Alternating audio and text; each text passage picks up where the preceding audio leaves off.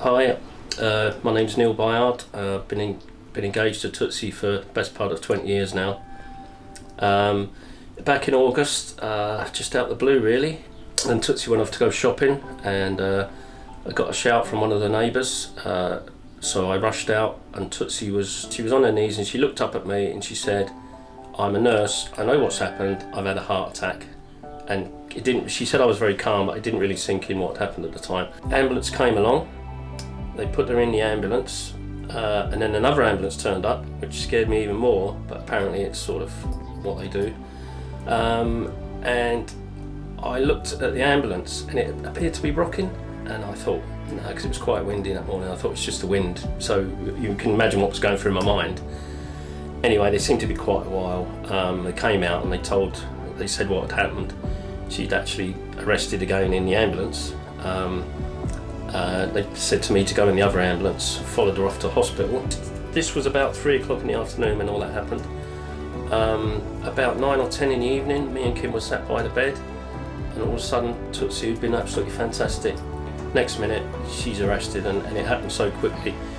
Me and Kim were just rushed around the corner, and the people running everywhere, and we heard them say clear, so we knew what happened. And I just remember standing there and hearing them sort of call the shock, "Oh, stand clear." And, you know, it was a scary time. A few minutes later, they said, "Oh, you can come back in now." And we were like, "Sure, right." And she was sat up talking again. The next day, they said we're going to fly to Oxford. I was in here waiting, literally on my own, for 4 hours, not hearing anything. And I said to her, you know, "When you can, just call me."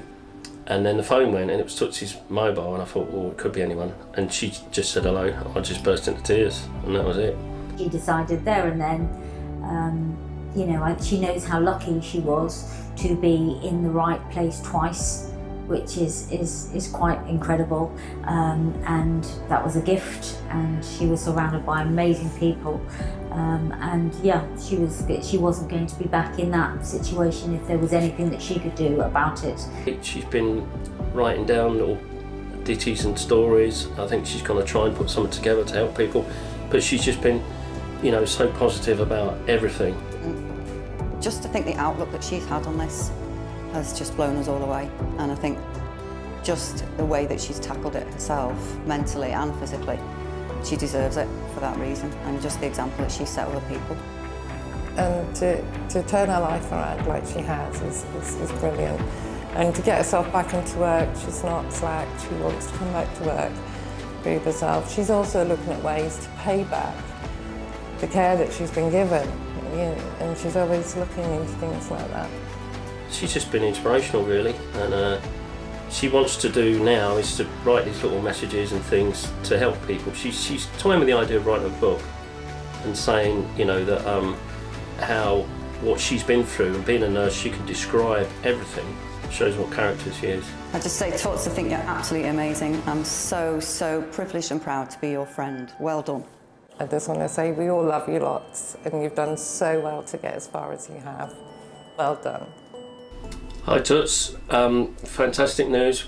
We're both sorry, obviously we can't be there with everyone tonight, but I'm so proud of you, darling. Oh gosh, Tootsie, you're probably sat there with a cocktail looking very brown and healthy.